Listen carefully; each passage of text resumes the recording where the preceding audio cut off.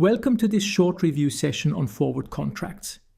Let's first remind ourselves where we are in our journey to learn about derivatives. Derivatives can be divided into two major groups. On one hand, there are derivatives that essentially share the same risk profile as the underlying asset. These are often referred to as delta 1 or symmetric derivatives. The primary instruments in this category are forwards, futures, and swaps. On the other hand, there are derivatives whose risk profiles differ substantially from those of their underlying assets, options. Today, we will focus on forwards, which are a type of delta 1 derivatives.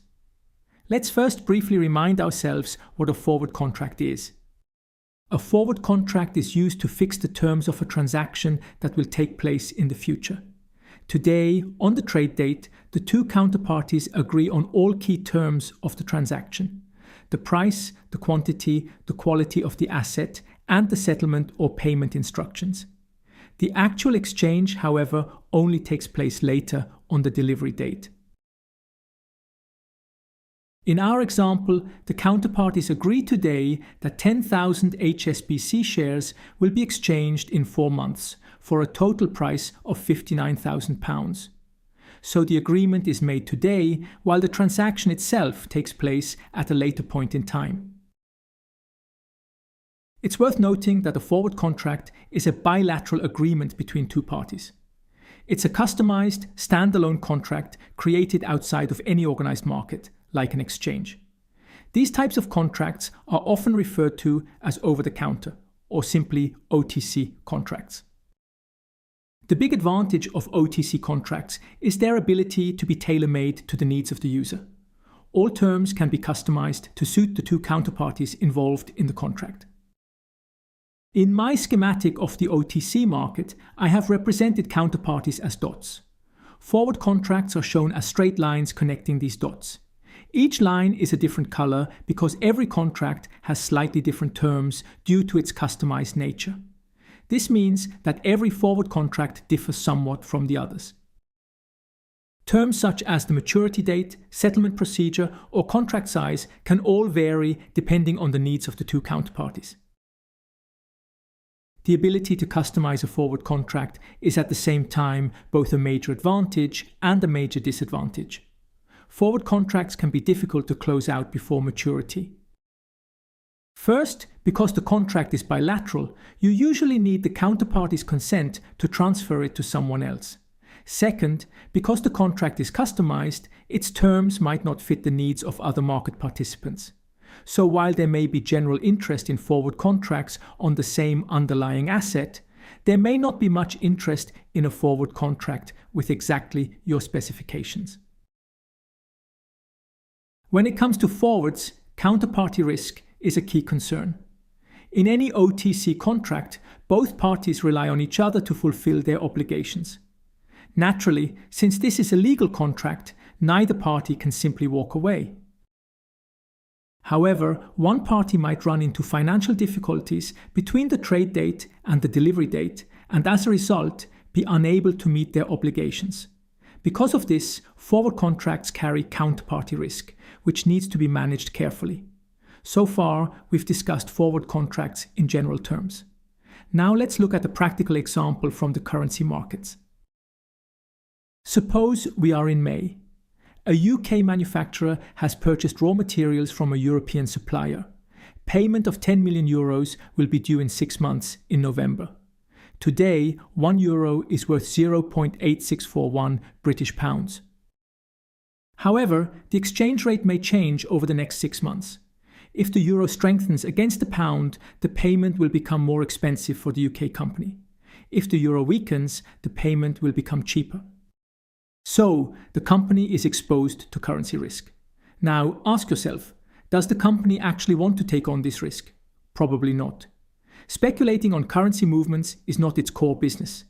The company simply wants certainty about the future cost of its purchase. The UK manufacturer now contacts its bank to obtain quotes on euro-pound forward contracts. This is typically done electronically through the dealer's direct trading platform, which allows the company to trade directly with the bank. The two-way quote for the 6-month forward is 0.8716, 0.8717. The quote is valid for transactions of up to 50 million euros. This means that the manufacturer can agree today to buy euros in 6 months at a rate of 0.8717 British pounds per euro. Alternatively, it can agree today to sell euros in 6 months at a rate of 0.8716 British pounds per euro. Since the manufacturer will need euros in 6 months' time, it buys 10 million euros forward at the ask price of 0.8717 British pounds per euro, corresponding to a total future payment of 8.717 million British pounds. When you take a closer look at the dealer quotes, you will notice that buying euros forward becomes more expensive the further into the future the contract settles.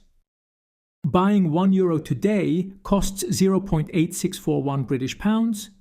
Agreeing today to buy €1 6 months forward costs 0.8717 British pounds, while agreeing to buy €1 1 year forward costs 0.8796 British pounds. So far, we have only briefly touched on what drives forward prices.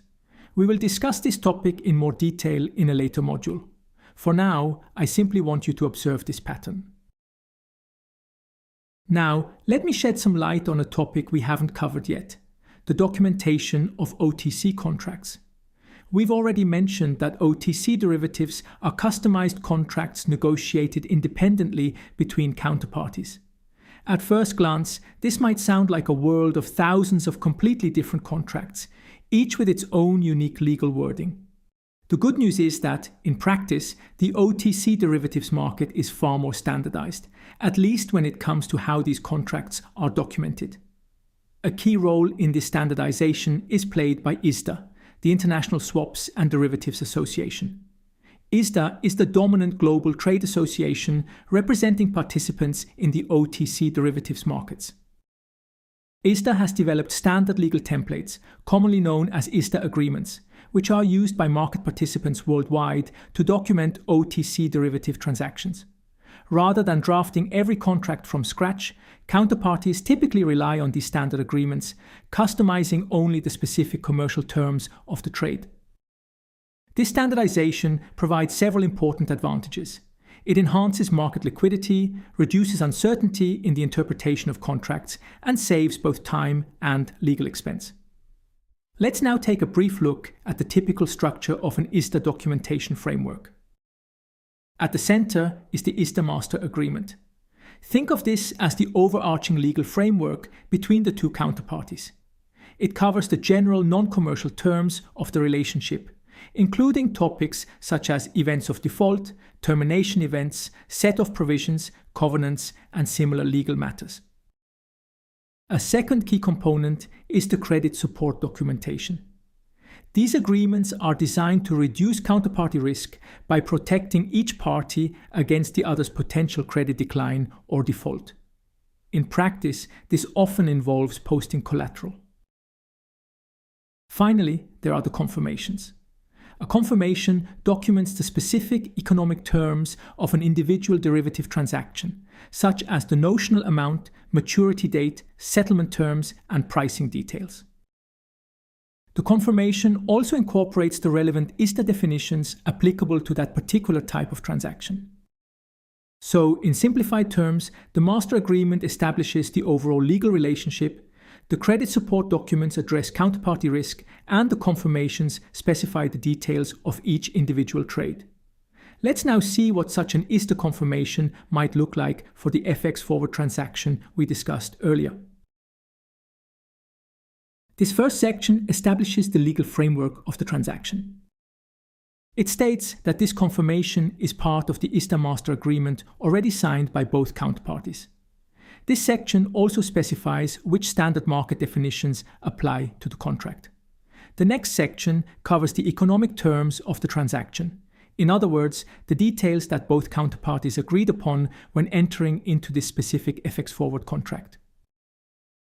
These include the trade date, the currencies being exchanged, the amounts involved, the agreed forward exchange rate, and the settlement date. The confirmation also specifies operational and legal details, such as the settlement method, business day conventions, and governing law.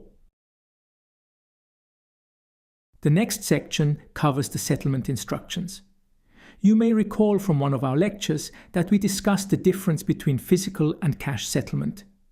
On the previous page, which describes the Easter confirmation, it notes that the settlement method is deliverable. This is just another way of saying that the contract is physically settled.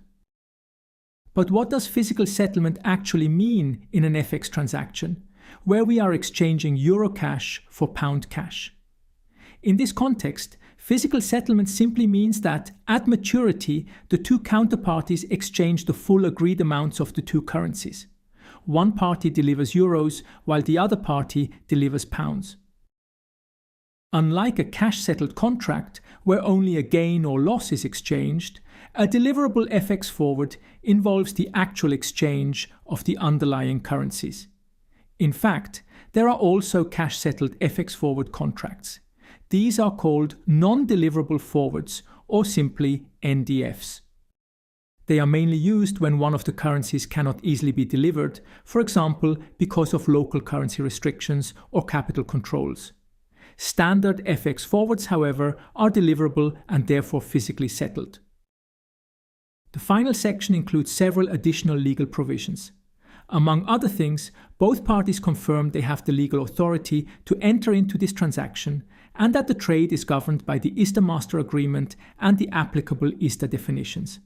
Finally, the document is executed by the authorized representatives of both parties, making the agreement legally binding. That wraps up our review of forward contracts. Thank you for listening, have a great day, and I look forward to seeing you in the next review session.